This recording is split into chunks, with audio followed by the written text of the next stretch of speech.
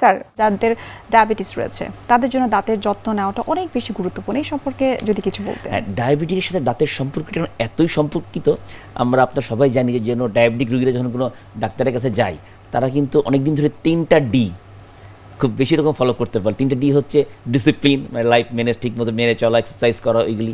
এরপরে হচ্ছে ড্রাগ, মানে ওষুধ খেতে হবে তাদেরকে, আর হচ্ছে ডায়েট, মানে চিনি জাতীয় খাবার কম খেয়ে স্বাস্থ্যবান্ধব খাবার খেতে হবে।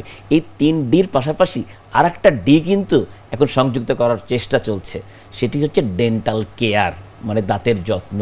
কারণ ডায়াবেটিক রোগীর দাঁতের সাথে এত নিবিড় সম্পর্ক যে দেখা যায় যাদের একটু ডায়াবেটিক আনকন্ট্রোল রয়েছে তাদের মাড়ির রোগ খুব কমন, দাঁতের শিরশির যেমনটি বলছিলেন খুব কমন, ডেন্টাল ক্যারিজও কিন্তু খুব কমন।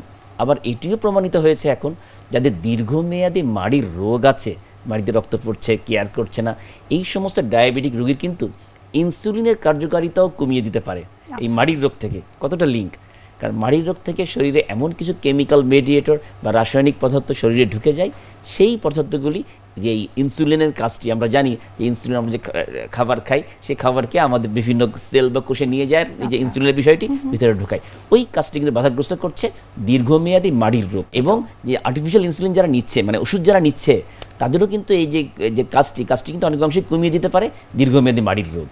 অনেক সময় কিন্তু আমরা ইগনোর করে থাকি মাড়ি থেকে রক্ত পড়া, বা আমরা বলে থাকি যে জন্মগতভাবে তার গামটা একটু দুর্বল। এই ক্ষেত্রে আসলে কি কি বিষয় মেনটেন করলে, বা আপনি যদি ব্রাশিংয়ের কথা বলেন, খাবারের বিষয়ে বলেন, ড্রাগসের কথা বলেন, কি কি বিষয় মেনে চলে আসলে এই গামটাকে সুস্থ এবং মজবুত রাখা যায়? মাড়ির রোগে যখন ব্লিডিং হয়, মানে মাড়ি দিয়ে, তখন কিন্তু খুব ব্যথা করানো, মানে ইনিশিয়াল পর্যায়ে, ওই জন্য আসলে আমরা খুব বেশি রকমের গ্রাহ্য করি না, কারণ ব্যথা তো নাই, রক্ত একটু পড়ছে আবার থেমে যাচ্ছে, থাকুক। মানে এটা কিন্তু নীরব ঘাতক বলা হয়। নীরব ঘাতক কীভাবে? সেটি হচ্ছে দাঁত তো নষ্ট করছেই, মানে মুখের স্বাস্থ্য ব্যবস্থা তো নষ্ট হচ্ছেই, এর পাশাপাশি মাড়ির রোগ থেকে উৎপন্ন পদার্থ আমাদের রক্তবাহিকায় মিশে শরীরের যে কোনো গুরুত্বপূর্ণ অর্গানকে ক্ষতিগ্রস্ত করতে পারে। যেমন সবচেয়ে বেশি যেটা বলা হচ্ছে সেটি হচ্ছে হার্ট। একদম বহুত রিসার্চের প্রমাণ করেছে যে দীর্ঘমেয়াদী মাড়ির রোগ থেকে যে সমস্ত জীবাণু থাকে বা ব্যাকটেরিয়া গোত্রীয় জীবাণু থাকে, সেগুলি রক্তে মিশে আমাদের হার্টে বিভিন্ন ধরনের প্রদাহ তৈরি করছে। বিশেষ করে ব্যাকটেরিয়াল এন্ডোকার্টাইটিস খুব কমন, এই রোগটি কিন্তু হচ্ছে মাড়ির সাথে একটি সম্পর্ক থেকে, এটি জানা দরকার। তো এই মাড়ির রোগ যাতে না হয় তার জন্যে আমাদের প্রধান যে বিষয়টি মানা উচিত সেটি হচ্ছে মুখের হাইজিনটা ভালো মতো মেনটেন করা। আপনি দেখবেন আমরা যদি ভাত খাই, ভাত খাওয়ার পর যদি হাতটা সাথে সাথে না ধুয়ে ফেলি, একটু পরে ধুলে কিন্তু সাবান লাগে, অনেক কিছু লাগে, হাতের সাথে লেগে যায়। সেরকম একইভাবে দাঁতের পৃষ্ঠে যদি কোনো খাবার লেগে যায়, আমরা যদি সাথে সাথে কুলি করি বা ব্রাশ না করে ফেলি, ইভেন 24 ঘন্টায় একবারও দাঁত ব্রাশ না করি, তাহলে খাবার কিন্তু শক্ত হয়ে যাওয়া শুরু করে। তখন কিন্তু এই নর্মাল ব্রাশে আর সেগুলো যেতে চায় না। আর ওই খাবারের পরে আবার আমাদের লালা থেকে আগত অজৈব পদার্থ মিলেমিশে পাথর বা ক্যালকুলাস তৈরি করে, তখন ব্রাশে যাবেই না। তার জন্য স্কেলিং করিয়ে নিতে হয় ক্লিনিকে এসে।